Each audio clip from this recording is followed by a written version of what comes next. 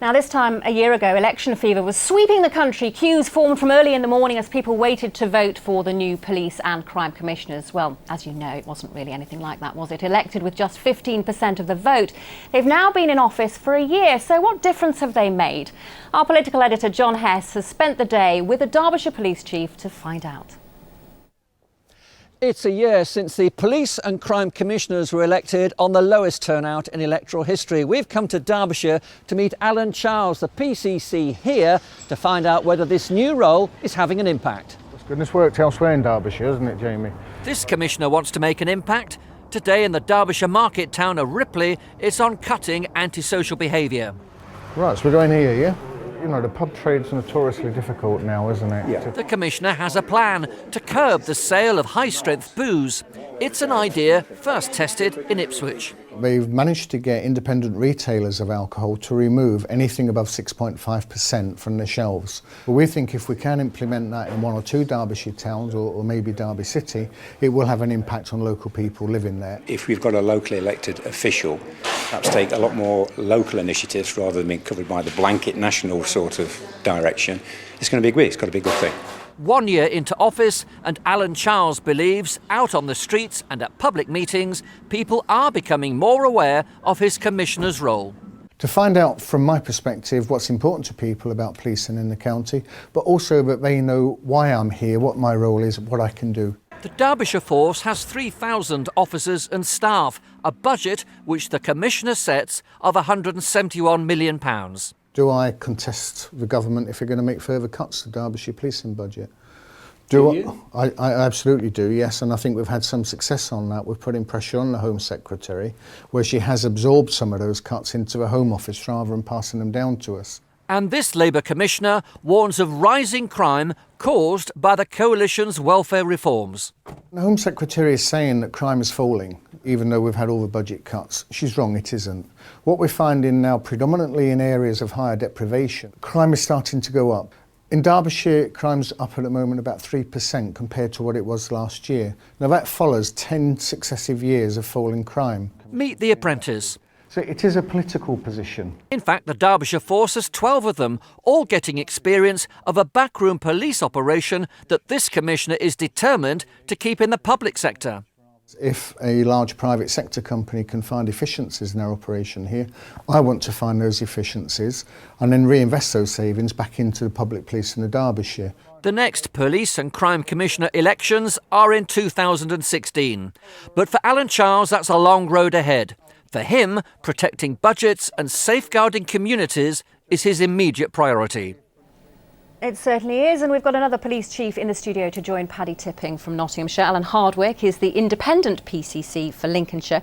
So, Alan, 1 year on, what difference do you think you've made in Lincolnshire? Well, first and foremost, I'd like to say that the best thing about the job, as far as I'm concerned, is I can get out and about, get out of the office most of the time, and meet the people that I serve. What difference have I made?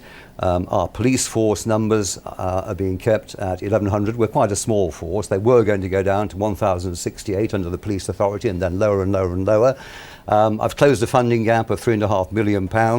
No jobs have been lost, nor will they be lost on my watch. We're trialling all sorts of new developments in technology, body-worn cameras, also portable fingerprinting machines. It's a long list of successes. So it's a long list of successes, yes. Okay. Well, that sounds arrogant. I didn't intend to be arrogant, but I am doing a job on behalf of the people of Lincolnshire. I take it very seriously, but as Paddy said earlier in the programme, I do enjoy it. Yeah, good. Well, one of your key pledges was to get money back to Lincolnshire, which you said had been taken away by the government.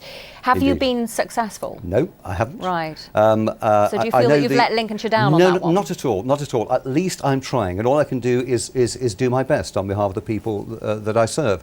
I have spoken personally to the Home Secretary.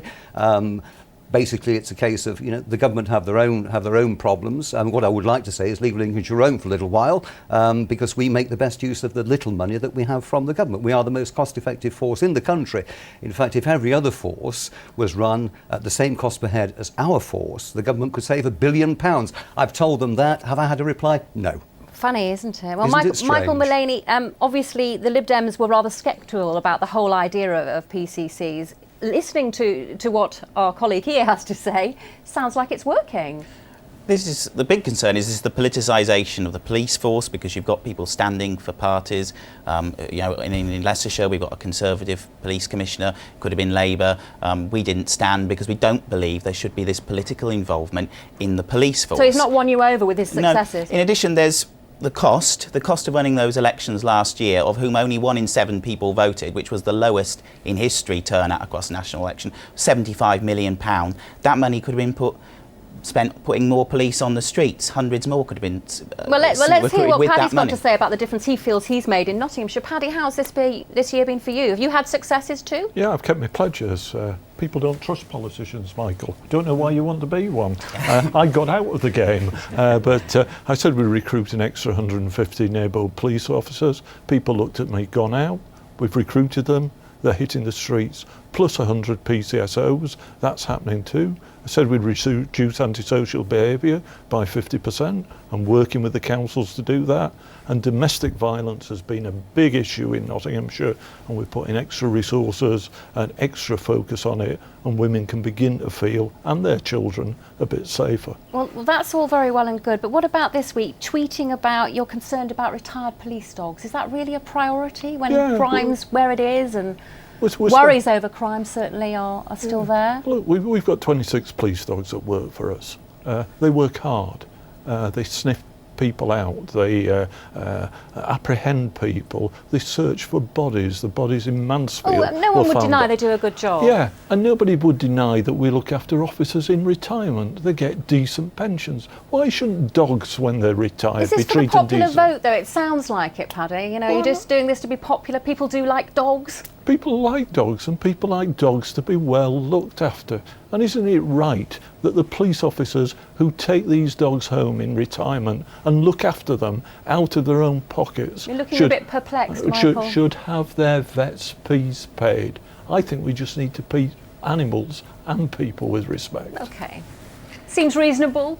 Well, of course it is, but the police commissioners, when they were launched, there was this big hoo-ha that they'd be this big figure that everyone would identify with, would be seen as the public voice in the police and all the rest of it. Less than 1 in 10 from some polls I've seen recognise who their police commissioner is. Oh, we're talking about that in a moment. Most people don't know who it is. Bob Jones, who's the police commissioner for the West Midlands, said he's actually doing the job. He should know. He said he doesn't think it's an improvement on the past system, and he's doing the job himself. They just haven't made the impact, and one person in a big county like Leicestershire can't make the big impact. The key thing Leicestershire is police. Rutland's PCC, Sir Clive Loader, couldn't make it into the studio today. We did ask him, but he says he's very busy, and no wonder, as he tells us, he thought he was signing up to a part-time job apparently when he took this on.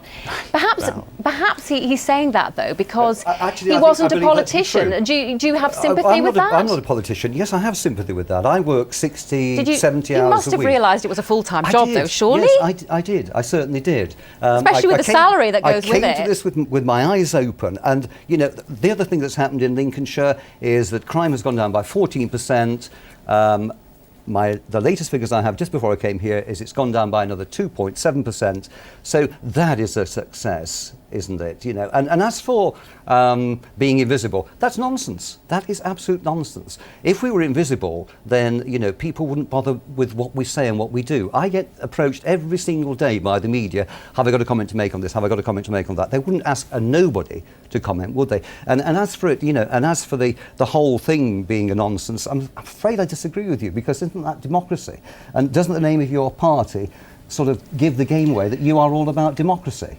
Yes, but policing should not be a matter. Policing shouldn't be a matter for elections. It shouldn't be politicised. It's very dangerous to have one person at the top of one person with too much power, police commissioner. You know, you can have tensions between police commissioners and chief constables that we've seen. You certainly can. You know, it's a recipe for, you know, real instability. And what we really want is local policing, people being able to contact their local beat officers, local councillors, local MPs about issues. In the studio they represent too big an area and people don't know who they are. Well, we'll be talking about that in just a second.